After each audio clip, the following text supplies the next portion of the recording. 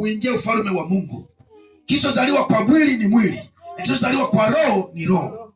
Usitaajabu kwa kuwa nilikwambia hamna budi kuzaliwa mara ya pili. Mstari wa 8. Upepo uvuma upendako, na sauti yake waisikia, lakini hujui unakotoka wala unakokwenda. Kadhalika hali yake kila mtu aliyezaliwa kwa roho. Haleluya. Amina. Kadhalika mtu aliyezaliwa kwa roho. Kwa hiyo kumbe, unapokwisha kuzaliwa kwa roho, unabadilishwa mfumo.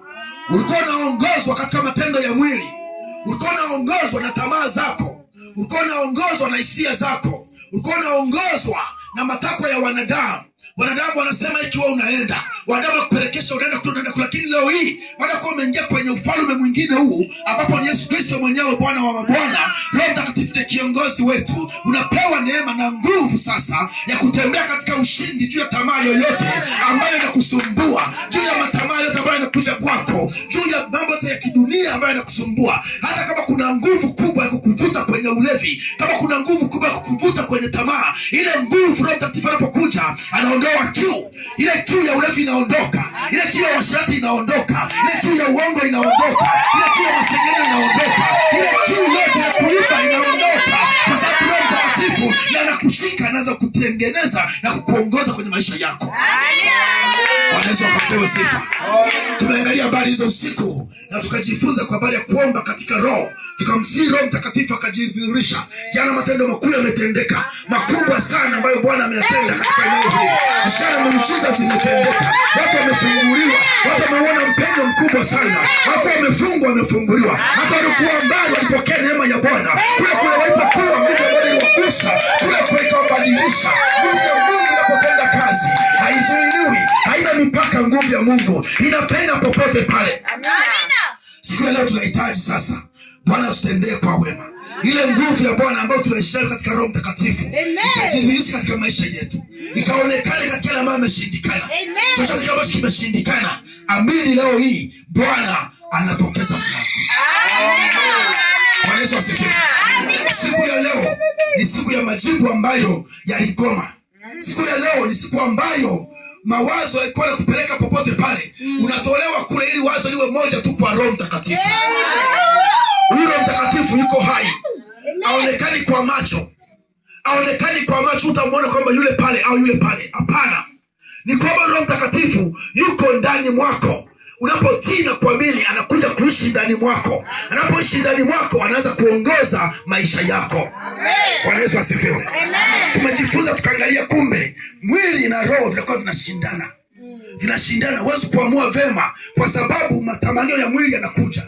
Unaangalia maisha yako jinsi yalivyo, unaona moja kwa moja maisha yako yamejaa ile hali ya kupelekeshwa na mwili. Bila kuwa na Roho Mtakatifu, maana yake wewe utatimiza matakwa ya mwili.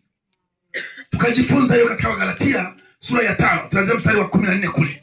Tukasoma mpaka mstari wa 25. Kwa habari ya matunda ya Roho Mtakatifu, kwa habari ya matendo ya mwili. Bwana Yesu asifiwe. Amina. Tunaelekezwa turudi pale tena. Haleluya, haleluya. Amen. Galatia sura ya 5 anza pale 14.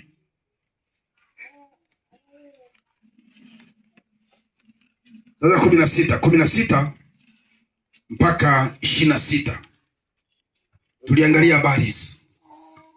Galatia 5:16 hadi 26. Soma nitakuwa tunasimama. Basi nasema enendeni kwa roho, wala hamtazitimiza kamwe tamaa za mwili. Ashia hapo kwanza. Unaona neno jinsi lilivyo hili. Bila kuwa na Roho Mtakatifu utatimiza tamaa za mwili. Hapo ndipo watu wanapokwama.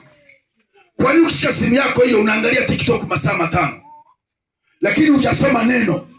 Hujafanya maombi. Uko kwenye vituko vya TikTok, Facebook, Twitter, kule Instagram, uko kule Facebook, uko kule WhatsApp, uko kule muda wote. Naangalia vituko. Unaweka bando lako linaisha, 1000 inaisha, 2000 inaisha, unakuja kupiga mahesabu. Ukija kumaliza mwezi kwa 1000 zako hizo, unaona ni ndogo. 500 hizo unaona ni ndogo.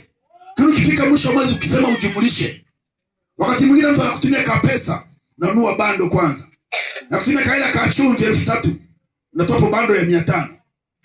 Ukija kumaliza mwezi mzima, ukipiga hiyo 1000 mwezi, unaweza kunakutoa kwenye 20,000 na. Alafu unasema huna hela. Unasema huna pesa. Mpaka umeme unakata nyumbani. Hujanunua umeme. Kwa sababu unataka bando. Bando alitumia kufanya nini? Hakuna kitu cha maana. Sasa hivi teknolojia sasa hivi ni fursa. Ni fursa. Kama wewe ni fundi ujenzi, unaweza ukaweka kwenye mtandao kule Facebook ukatangaza biashara yako. Wewe ni fundi ushonaji, unashona nguo na